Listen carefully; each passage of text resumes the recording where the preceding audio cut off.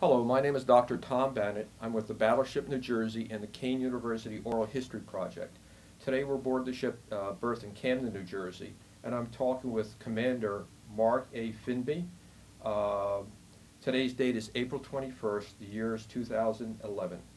Uh, Commander Finby served aboard the Battleship New Jersey from February 1989 until February 1991. He served as an officer in the 1st Division, M Division, and B Division. We'll talk a little bit about his specific duties during the interview.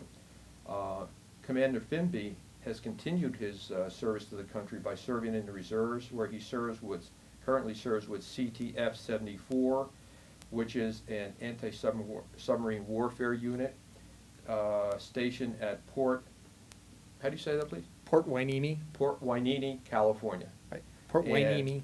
Port Hueneme. Hueneme. Hueneme. Okay, we'll get that. Thank you very much. And I'm also helped today by Mr. Don Surwitz, a former intern aboard the Battleship New Jersey from Kane University and currently a history teacher. Commander Finby, thanks so much first of all for talking with us today. You're welcome. Let's start. How'd you get involved with the Battleship New Jersey? Actually started when I was in college. Being at ROTC, I had to do summer training cruises. And so after my first summer, actually I did my third class cruise on board the Iowa in Norfolk. I went on as an enlisted person. And then between my sophomore and junior year, you go on what they call a Corpsman, and then on my senior year, I went on my first class cruise. My first class cruise, I was on. Actually, no, I'm sorry, I got that backwards. I was on the New Jersey as a third class cruise. I was on with the Corpsman. I was on the Iowa for my first class cruise. Since you served really on two ships, the Iowa and New Jersey, did you notice any difference between them in the way they function, the command structure, or the ship itself, or the ships themselves? At the time, that was probably 25 plus years ago. The ships, as I recall them, were both fairly similar, ran similarly. I didn't see a whole big difference. I was fortunate to have on both ships, the commanding officers were both outstanding leaders. Didn't have a bad experience with either one of them. So between my experience as far as the command structure, the ship goes, the running of the ship, it all seemed to be fairly consistent between the two. Interesting enough, you're going to the Navy during the later 1980s, and there's no draft at the time. What made you go into the Navy? Actually, the whole reason I first got in, I was in high school. And at the time, my father was older. He was in his 80s. And I decided, I knew I had a very close relationship with my father, and I didn't want him to have to worry about paying for my college. So I decided when I was in my junior year, I started applying for scholarships. And I got a bunch of small scholarships to various schools, got some scholarships from high school. And then my mom came up to me one day and said, "Have you ever heard of this thing called ROTC?" I said, "ROTC? What's ROTC?" And when she explained it, I said, "Mom, they call that ROTC, ROTC, ROTC." I said, "No." And she said, "Well, why don't you look into it?" And I thought, well, you know, what the heck, I'll try it. I started applying for it, filled out the application, had an interview, and that summer I ended up getting a letter that said, from the Department of the Navy, said, "Congratulations, you've been accepted into the ROTC program to George Washington University. If you have any questions, call this number." And I was excited that I got it, but I wasn't planning on going to George Washington. I was planning to go to Penn State. Well, I called the number, and I think, and I don't remember who it was, but I thought it was two lieutenants that answered the phone. And I think they had a really good time with this one. I think when I called up and said, my name's Mark Finby. I'm, 16, 17 years old, however old I was. I said, "I want to thank you for the scholarship, but I'm already going to Penn State. I've already registered. I've already taken my admission classes." I said, or my admission test. I said, "I'm going to Penn State." All of a sudden, put their hand on the phone. They said something about, one guy mumbled to another, and I don't know if he said, like, "Watch this" or "Listen to this." And I was nervous. I didn't know anything about the military. So he said, "Well, why do you want to be in the Navy?" I said, "Well, I want to serve my country, and I want to, travel to different parts of the world." "Hang on one second," and put his hand over there, and I think they were giggling, or I don't know what they were doing. All of a sudden, he came back and said, "Congratulations, we'll move your scholarship to Penn State." I thought, wow, woo. So that's how it ended up getting moved to Penn State, and that's where I got started. Now, once you're finished with Penn State, by the way, what did you train as, an engineer, petroleum engineer, or what? No, my background's in industrial engineering. Industrial engineering. Right. Once you finish that, what happens next? You go in the Navy, and tell us, where do they send you for any other training or active duty? I got commissioned on Friday, graduated Saturday, and had a report on Monday. And I decided I was going to go through. The surface warfare program. So I got a class date. And I graduated in the end of May, and I think my class was starting. I don't know if it was June or July. I don't remember now. But I had to travel. My home of record was in Parsippany, New Jersey. I was at Penn State. Now, when you graduate, they give you a dream sheet. They said you fill out on your dream sheet. You fill out the type of ship you want. You have 3 choices. The job, you have 3 choices. The home port, and you have 3 choices. And so I don't remember if there was a 4th choice or not. So on there, I put down, I think, battleship, cruiser, destroyer, job. I knew as an ensign, it didn't really matter. They're going to give you whatever they gave you. And then home port, I remember putting down, I was dating a girl in college and said I wanted to stay in Norfolk, Virginia. And then I knew the other battleships were also stationed in Long Beach, California. So I said Norfolk, Long Beach, and I think I said San Diego was my third choice because I thought, well, I'm young. I'd like to, try living somewhere else. So when I got my orders, they said, well, congratulations. You've got 2 of the 3. And I thought, well, that's great, because I don't even remember what jobs I put down. They said, well, we got you a battleship. And I said, that was the most important thing. I said, but instead of it being in Norfolk, it's going to be in Long Beach, California. I thought, wow, California. I've been there, never lived there before. I said, all right. So after I graduated, one of the other guys I had met during my summer training cruises was graduating from the academy. And so the time fell in when, between the time I had to leave, the time he was graduating, the time I had to report, I drove from Penn State down to Norfolk, or down to the academy in Annapolis, watched him graduate, and then hightailed it from there out to the West Coast. I think I had something like 4 or 5 days, but they gave me, I think, 7 days. I had 4 or 5 days to get out there. I was stashed on board the Jersey for a while. When I first got there, the Jersey was out to sea. I think they were up in San Francisco. And when they finally came back, I was reporting on board. And I was on board until they were going to be, that summer they were going on what they called the Love Boat Cruise, where they were going to be hitting Australia. And there's like 4 or 5 ports in Australia and a whole bunch of other really neat, fun places to go to. And I remember the commanding officer at the time, I think it was Captain Tucker at the time, and Captain Smith was the XO. I said, sir, I'll do whatever I have to do. I don't send me to SWAS. I'd rather be on board the ship. I want to go. SWAS means what, please? Surface Warfare Officer School. And I had a class date in July. I think it was in July. I said, sir, I really want to make this cruise. Can I stay on board the ship? I really want to do it. I'll learn everything. I'll get my SWO pin. I don't want to have to go to SWAS. I want to stay on board the ship. And they both, said, like, look, we appreciate your enthusiasm, but unfortunately you have to go. So I ended up having to leave the ship. They went on. I left the ship. I went to school, to Surface Warfare Officer School. So when they still had a school in Coronado, California, and then the ship left. I want to say in August to go on their 6-month deployment. And I went to Surface Warfare Officer School from, I think it was July until I think it was September, October, and then I followed on right next door. I went to EOW School, Engineering Officer of the Watch School, and followed that with boiler water, feed water class. So you never made it to Australia then? No, not on board the ship. I have interviewed people who made that cruise. It was a Love Boat cruise, by the way. That's what I heard. Plus, by the way, there was also anti-war dissent among some Australians because it was suspected that the battleship was carrying nuclear weapons, and Right. they would, I don't know if all of you saw this on TV, but we have the tape of it from Australian TV where people came out in these rubber boats and banged against the side of the ship, and they had to be pushed away by Australian Coast Guard police, Right. sure. But it was a very good cruise from what the men have told me. That's what I heard. I was very sad to have missed it. I guess. So you finish all your schools, you come back to the ship, and what happens next? What are you assigned to aboard the ship, please? When I first got on board the ship, I was the 1st Division officer. And 1st Division at the time was part of Weapons Department. I was responsible from where the forecastle breaks and the ship starts heading aft along parallel to the side of the ship. Basically, it was the forward third of the ship. I had the main deck, I had the quarter deck, I had the anchor chains, the anchor windlass, everything topside.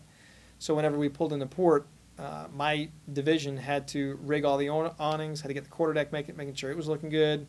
A lot of the boards that you see up there now, that you have up there topside now, we had to either they were all made when I got to the ship, but I think we had to redo them at least once. And obviously, every time officers came and gone, we had to update their names on the officer board. And you were at sea most of the time while you were doing this? I think it was about 50-50 as far as being import versus underway. By the time I had gotten to the ship, they were already back from deployment. We had left, let's see, I'm trying to remember, when did we leave? We left on our 6-month deployment, I want to say, I thought it was July or August. And we didn't get back till the following, it was March. Maybe it was September when we left, but we got back, I thought it was right around March, so we were gone for the holidays. Going from here to, we were up around the Aleutians, stopped into Korea, and then from Korea, Singapore, Hong Kong, Philippines, then we went up into the Gulf, Bahrain and Dubai, and we came back, stopped again in Singapore, and then I think the only other, after Singapore, Philippines, I believe it was then Hawaii, and then back to the States. Now, as an ensign aboard the ship, how did your NROTC training prepare you for commanding a number of men? How many men were in First Division? First Division, I think I want to say I had about 80 guys. Sure. I had quite a few. Did that prepare you for commanding that number of men at a relatively young age? Yes, I think, at the time, being in charge of so many people, there's some classes that you take and there's some things that they tell you, but when you're actually standing in front of 80 guys and you kind of have the boilerplate on how to deal with people, but somebody sort of asks you a question that you weren't really prepared for, you got to think quickly on your feet. And I'll tell you, that was one of the things that college helped me, but I had a good rapport with the guys in First Division. And typically they wouldn't ask me any of the really nasty questions, but they'd be very honest and say, what's going on with the deployment? What's going on with this? We heard this. What's going on with that?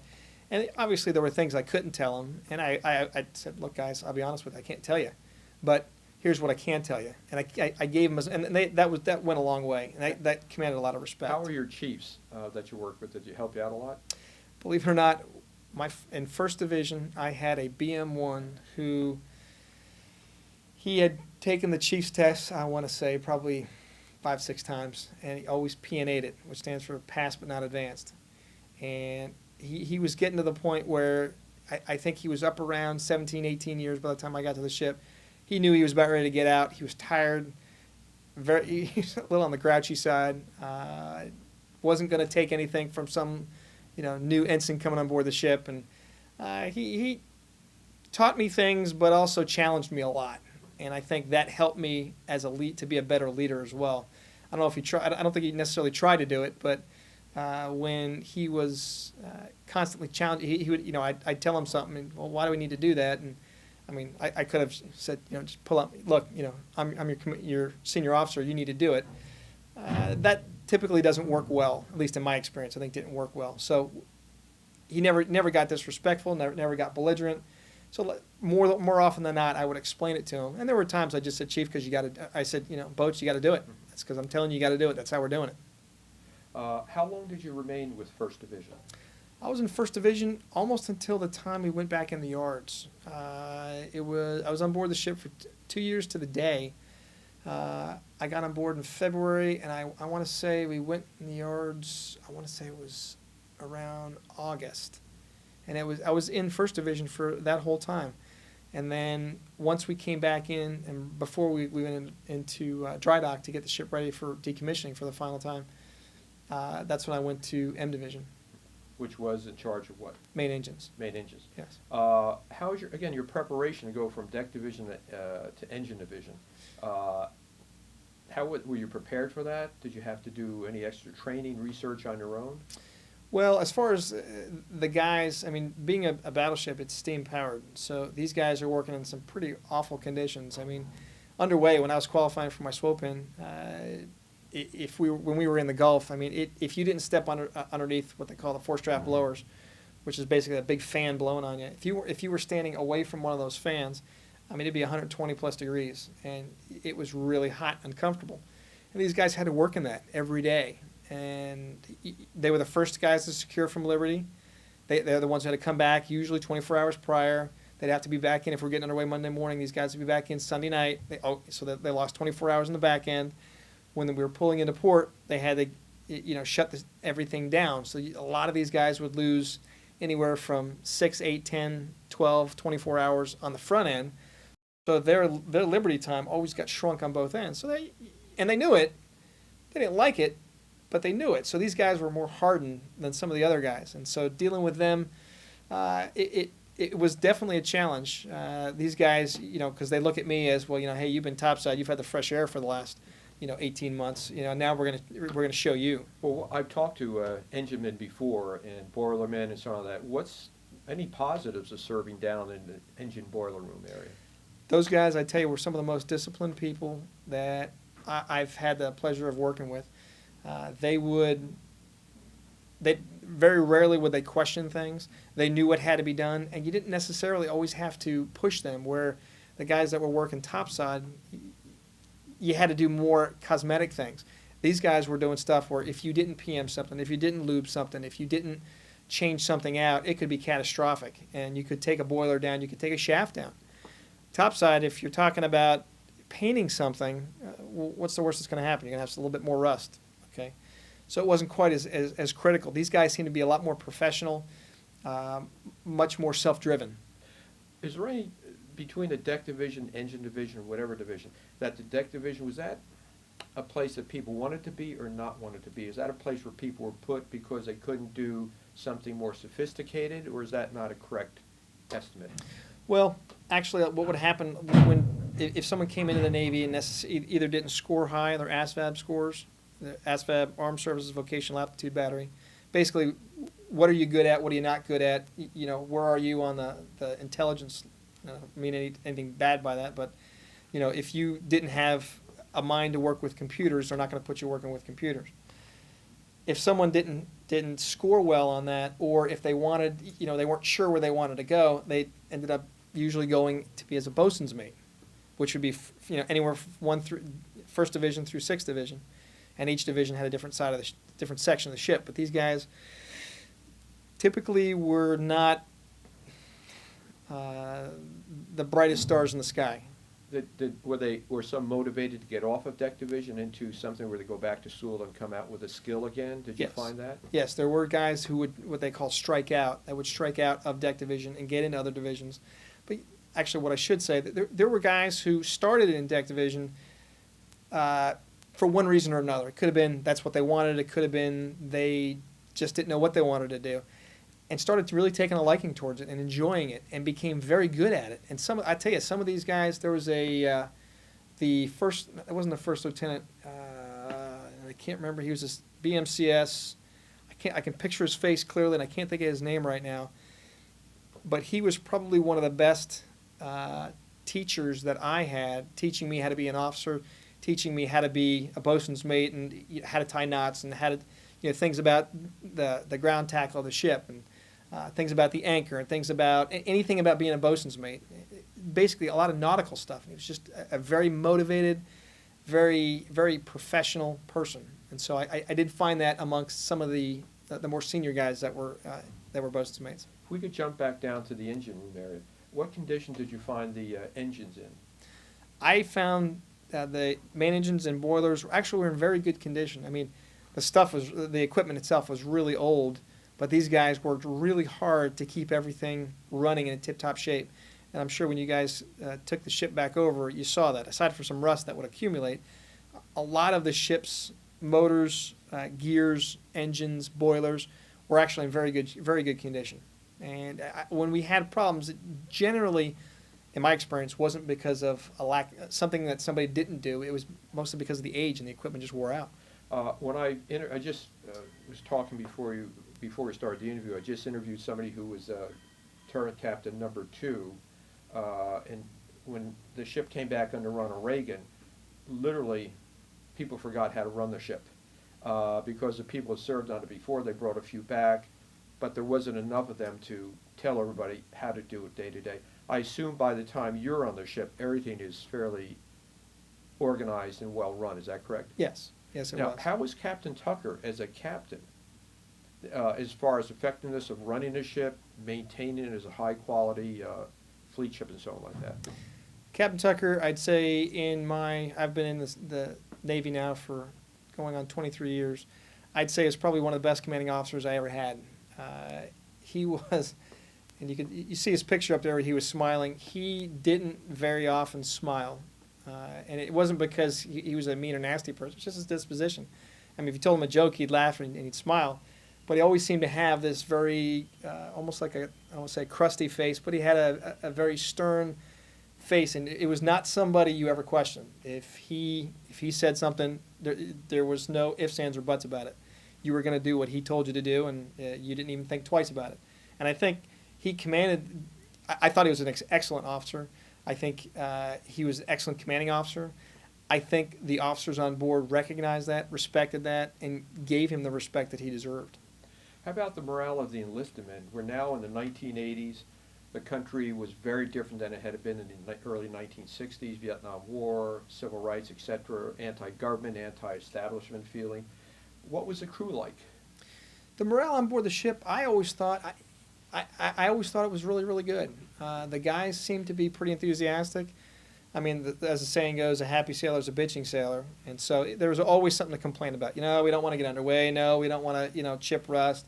There was always something to complain about. But overall, I think everybody the morale I thought was always very high. I didn't have very many problems in my divisions when it came to morale issues. It was usually finances. It was something other than a morale issue. One of the people I mentioned that I interviewed just before our interview today was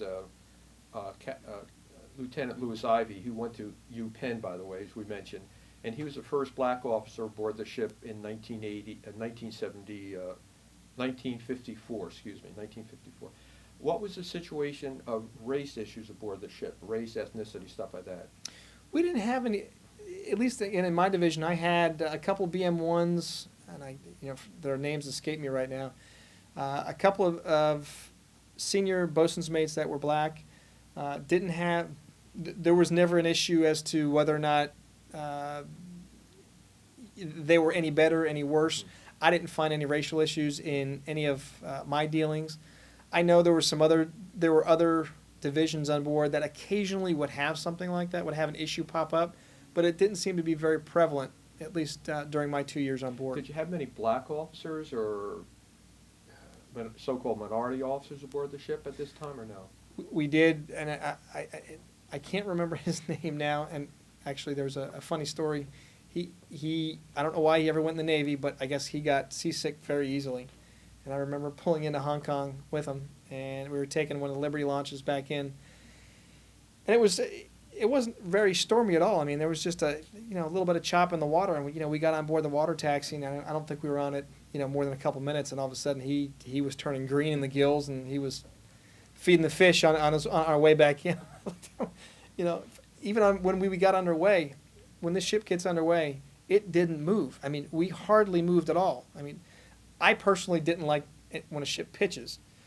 But this poor guy, I mean, if the ship moved at all, whether it was rolling or pitching, he would be the first one heading to his rack or heading down to medical or putting patches behind his ears. To answer your question, though, I can remember the one male. He was about the same. I think he was about the same rank as I was. I can't think of his name off the top of my head, but there were some minority officers on board. Yes. As you traveled the Pacific Rim, it looks like, what reactions did you get from when you're in local ports, Singapore and so on like that? Any reactions from the local people towards you as an American or towards the American Navy? When we pulled into most of the ports, because we were a battleship, we were almost always given tours. And I can remember one year when I think one of the final times we went up to the Portland Rose Festival, the Seattle Sea Fest, there was lines of people, it seemed like for miles, where these people would line up and just to get a topside tour of the ship. I'd always prayed it would happen during a non-duty day of mine, because if you were on duty, unless you were standing watch, you were probably given tours. But in most of the foreign ports, most of these people had never seen a World War II vintage battleship. And so everyone was curious. And I mean, people would line up for miles. And I didn't personally have any problems with anybody overseas. In any of the countries, I mean, two countries I enjoyed the most were probably Hong Kong and Singapore. And the people in both those countries I thought were very friendly, very hospitable, very nice. I didn't experience any negativity. The only negativity I had, we were on our way up to, I want to say it was the Portland Rose Festival. We had to stop right before the Astoria Bridge because these guys from Greenpeace, I guess, had suspended themselves from the bottom of the bridge with ropes and literally were hanging down. And I think it was between their legs they had a banner that said, I think, like no nukes or something on it. And we were waiting and waiting and waiting, and I know Captain Tucker was talking to, I'm not sure who he was talking to, and eventually he was told, full steam ahead, we're heading back up. And as soon as we had done that, because our mast was so tall, we didn't want to hit these guys, so we had stopped, and I don't know all the communication that had gone back and forth, but eventually you could see where we had fired the boilers back up, obviously started moving the ship, and these guys suddenly were on the ropes and were climbing up as fast as they could so that the ship wouldn't hit them. It was actually, we were all kind of cheering on. I thought it was funny. Now, you mentioned people lined up in Asia to look at the battleship New Jersey. It was perhaps last of the World War II ships that they would ever see. What was it like?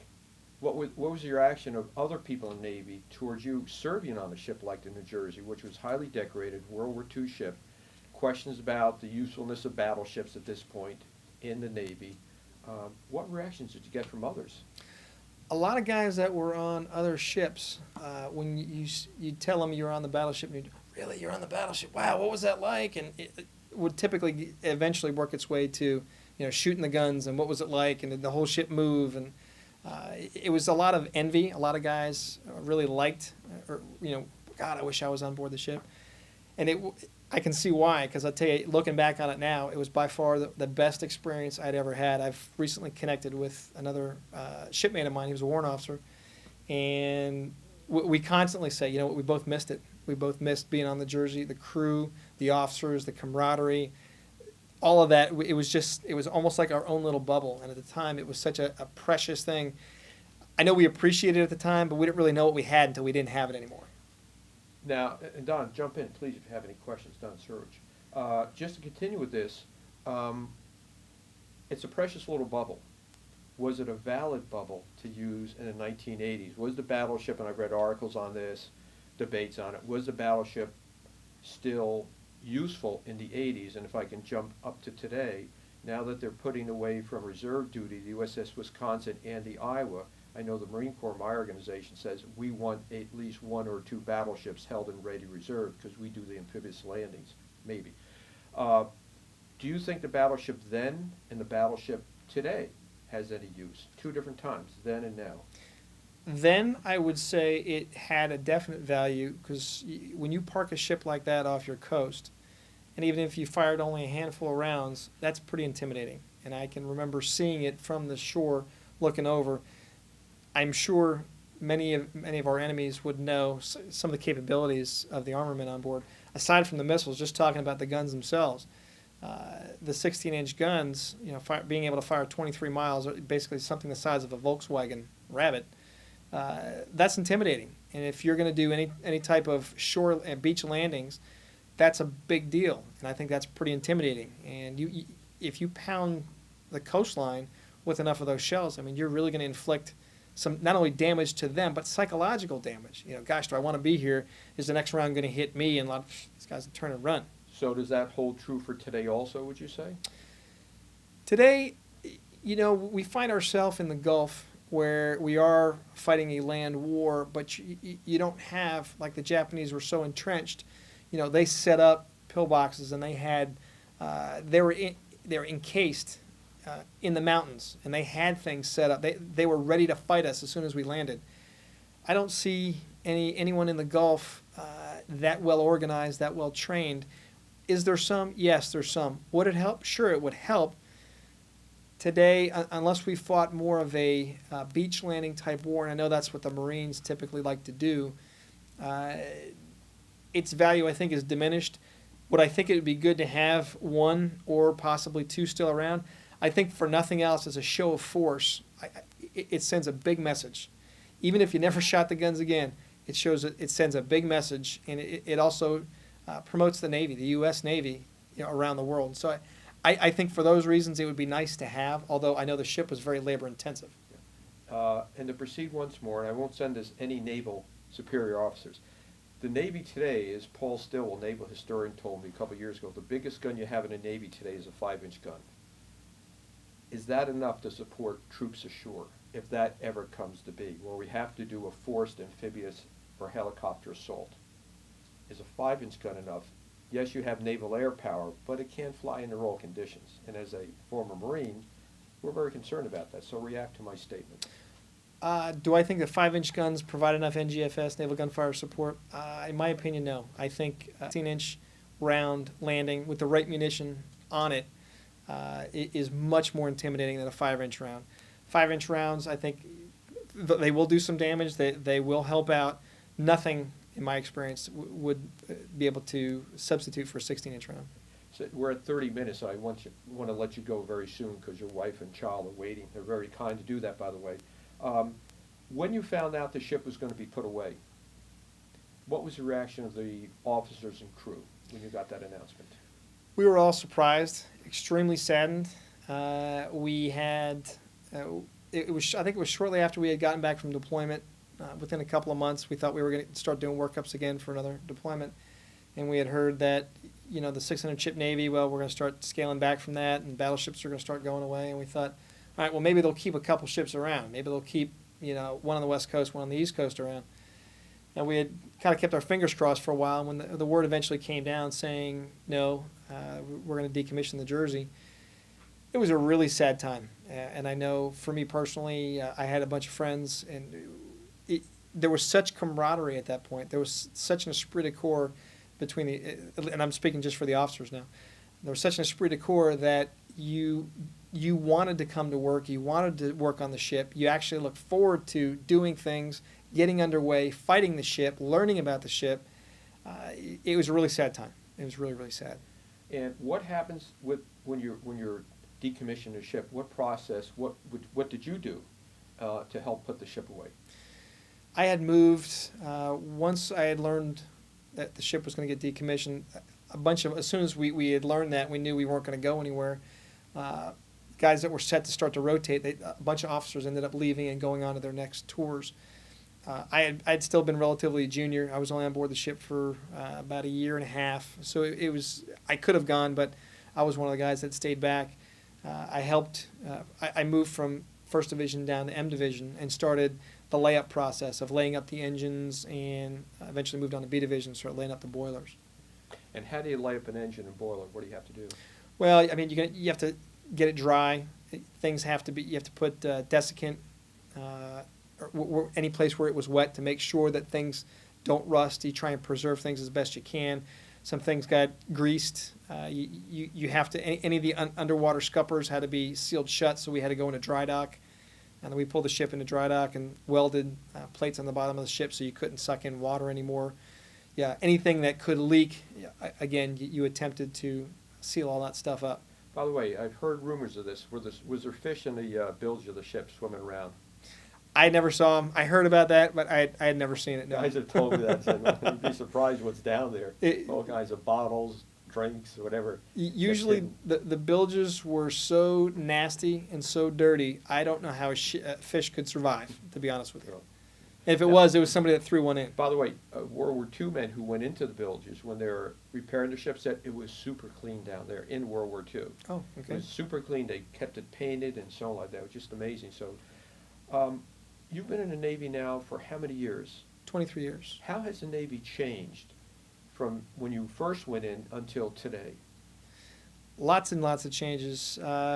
Probably the first big change that I noticed, being on board the ship, whenever you're on deployment, in order to talk to anybody, other than sending a telegraph, which had to be, usually it was a AMCROSS, American Red Cross, somebody died, something usually bad happened, you'd write a letter.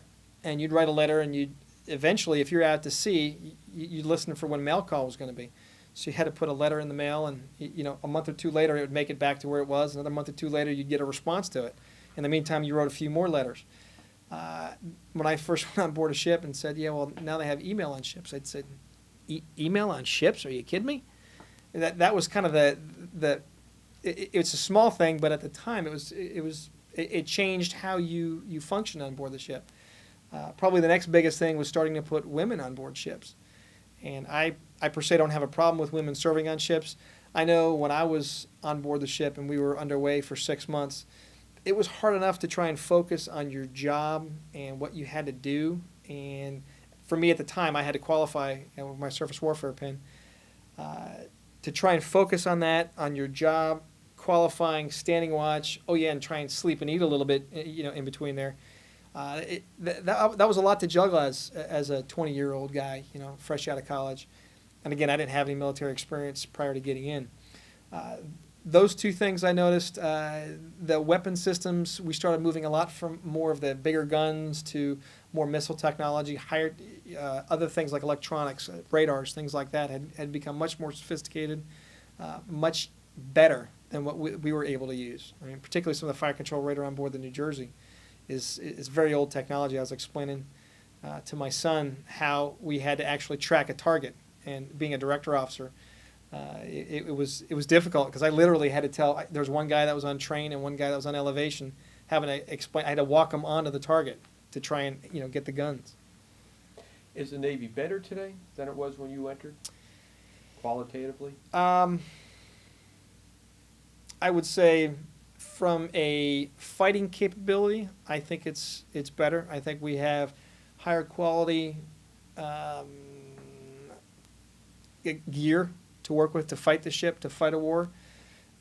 Personnel-wise, I would say I wasn't a big person on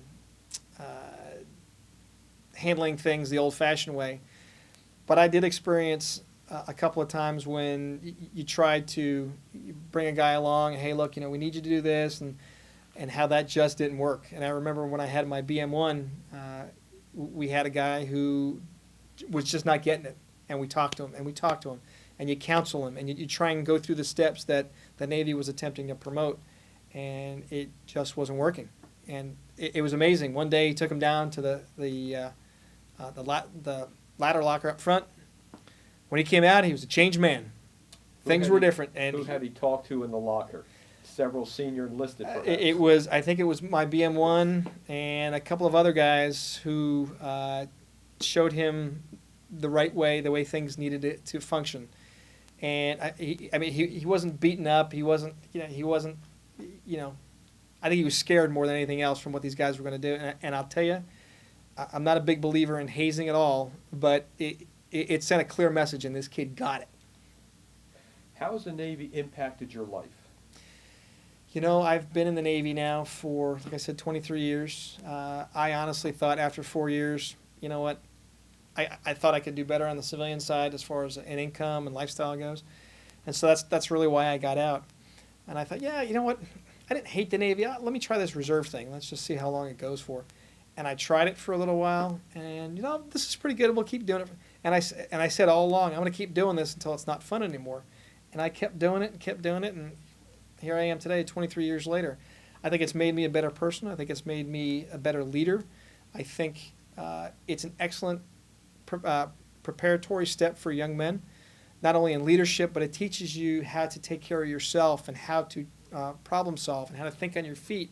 And I think these are a lot of things that today a lot of kids don't get to experience and don't know.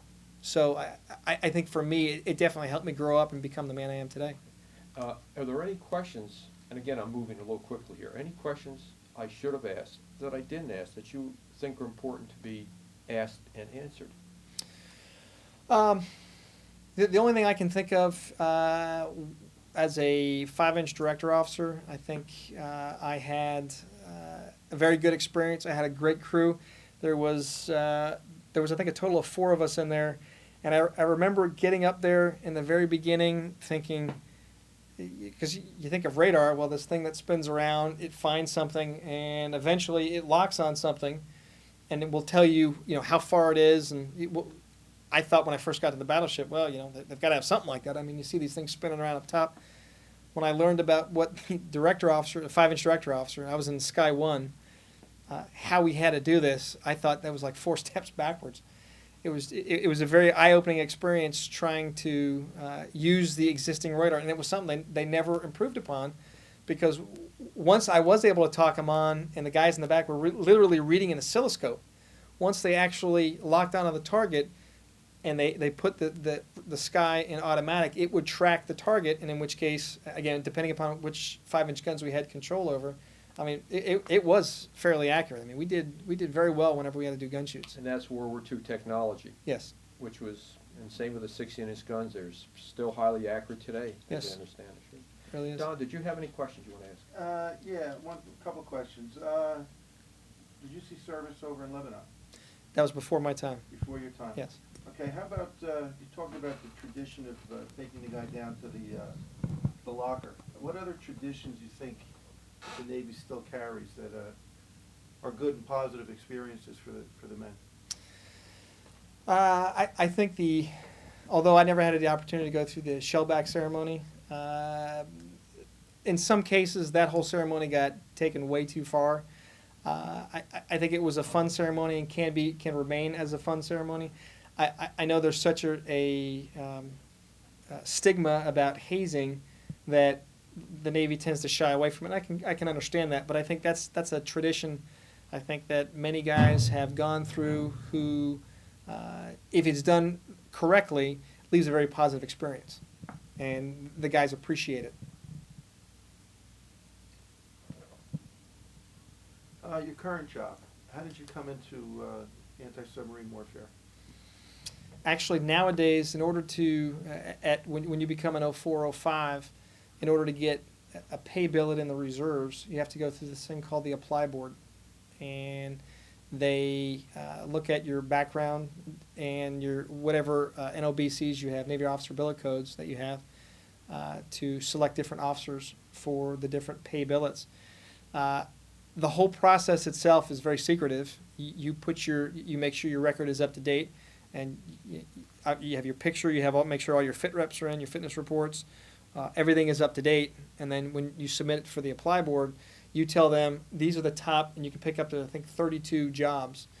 It was one of the jobs I had put up for. I don't know what they used, the apply board used to put me in for it, but I think that job when I got selected for it, I think it was in my top 5. So being on the board of the battleship, you get almost no ASW experience. On my second ship, I did have some ASW experience, but not all that much. And for a final question, because we do want to get back to your wife and child, Don teaches high school history. Yes. Some of his young men and women, if they're interested in going into, say, the Navy, what would you tell them while they're still in high school to be aware of or to do? Very good question. I've actually spoken to a bunch of high school students before. I personally found you have to go into the military for the right reasons. If the only reason you're going in is because dad, brother, uncle, cousin, mom, somebody says you need to follow in the family footsteps and do this, I think that's a big mistake. I served with guys when I was at Penn State, a bunch of guys that the only reason they were in there is because my brother was a Marine, my dad was in the Navy, and you get the whole lineage. And so they're there for the wrong, and they just didn't want to be there. The only reason they were there is they were guilted into being there. I found for myself when I decided to make the call, I probably didn't do it for military reasons. I did it more for, I didn't want my dad being older, I didn't want my parents to pay for college. And I did want to serve my country, and I did want to see other places in the world. And being young, I thought, you know what, let's try something different. And so for me, those were all very valid reasons. I mean, you could have picked the military, you could have picked, the Peace Corps. There are a number of different organizations you could have picked. For me, I didn't need the discipline, but I think it helped me to grow as a person. And I got to see places that I know other people my age may never see, and they may only read about. Well, thank you. Today we've been interviewing Commander Mark Finby, who served aboard the battleship New Jersey from February '89 to February '91 with the 1st Division, M Division, and B Division. My name is Dr. Tom Bannett, and I've been assisted today by Mr. Don Surridge. Commander Finby, I want to thank you for the interview, and also want to thank you for the long service you've offered your country. It is very important in this time. Thank you very much. You're welcome.